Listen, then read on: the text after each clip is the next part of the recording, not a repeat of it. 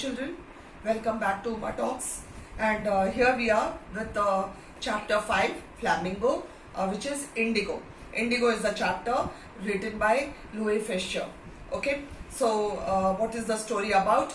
Okay, here the author describes about the struggle of Gandhiji for the poor peasants of Champaran, okay, who had to share their crops with the British planters. Okay, they made their life miserable as they were forced to grow indigo according to an agreement.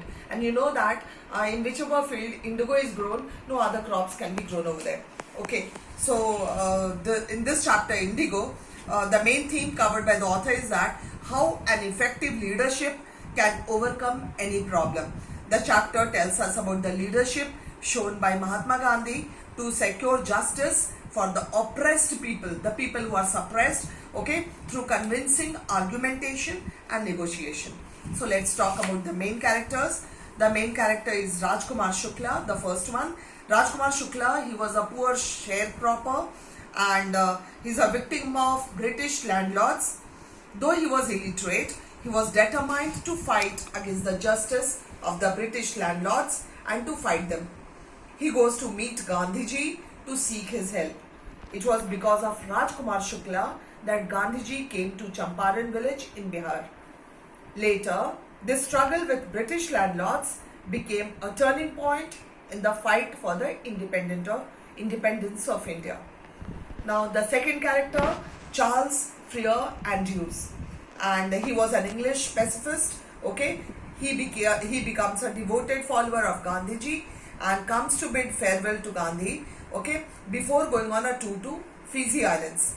So Gandhiji's lawyers, the friends of his, they insist him to stay and help him in the battle.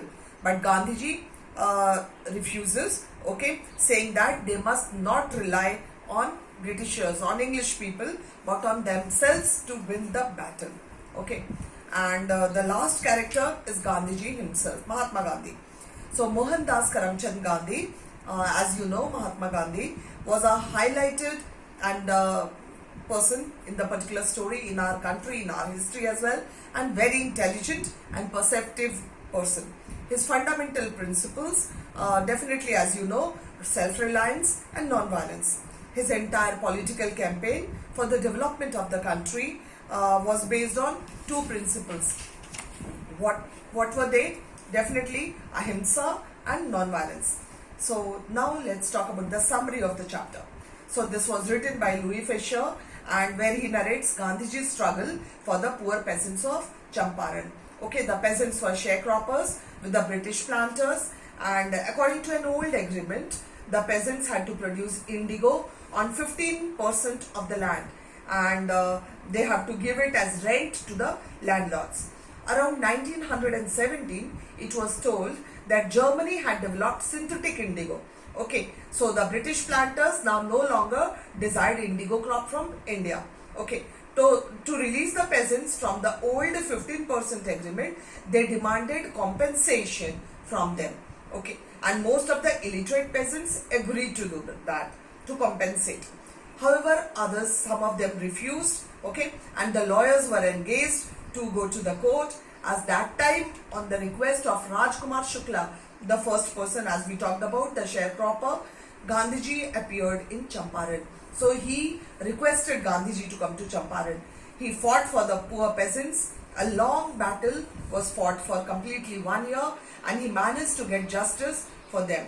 The peasants now got courage and became aware of their own rights. Along with the political and economic struggle, Gandhiji also worked on the social level. Okay, he made arrangements for the education, health, hygiene of the families of these poor peasants by teaching the lesson of self-reliance. So it was one of the ways to forward the struggle for Indian independence. Very important chapter indeed, children.